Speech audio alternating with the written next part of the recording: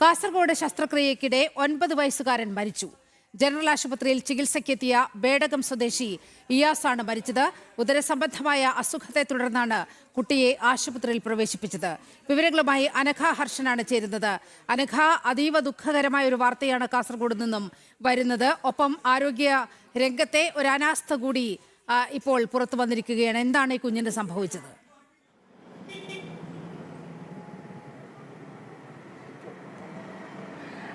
നീലിമ, Kasaragod government general ആശുപത്രിക്കെതിരെയാണ് ഗുരുതരമായിട്ടുള്ള ചികിത്സാ പിഴവ് ആരോപണങ്ങൾ ഇപ്പോൾ ഉയർന്നിരിക്കുന്നത്.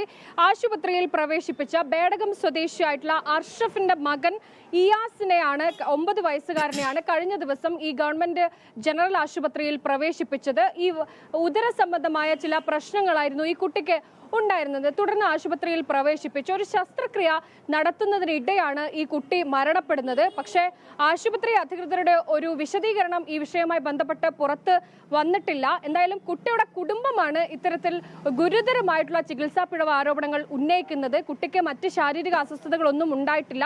ചികിത്സാ പിഴവ് മൂലമാണ് ഈ 9 വയസ്സുകാരൻ മരണപ്പെട്ടിരിക്കുന്നത് എന്നാണ് ഈ കുട്ടിയുടെ കുടുംബം പറയുന്നത്. എന്തായാലും അല്പസമയത്തിനകം തന്നെ ആശുപത്രിയുടെ വിഷയത്തിലുള്ള ഒരു വിശദീകരണം പുറത്തു വരും എന്നുള്ളതാണ്. ഇത് പ്രാഥമികമായ ഒരു വിവരം, ഈ കുട്ടിക്ക് അറ്റാക്ക് സംഭവിച്ചതാണ് എന്നാണ് ആശുപത്രി പറയുന്നത് എന്നുള്ളതാണ് ആശുപത്രി അധികൃതരിൽ നിന്ന് പ്രാഥമികമായി ലഭിക്കുന്ന ഒരു വിശദീകരണം. എന്തായാലും കുടുംബം ഇത്തരത്തിലുള്ള ചികിത്സാ പിഴവ് ആരോപണത്തിൽ തന്നെ ഉറച്ചു നിൽക്കുകയാണ്. അതായത് ആശുപത്രിയിലേക്ക് നടന്നു വന്ന ഒരു കുട്ടിയാണ്. കുട്ടിക്ക് മറ്റ് വലിയ രീതിയിലുള്ള മറ്റ് അസുഖങ്ങളൊന്നും ഉണ്ടായിരുന്നില്ല.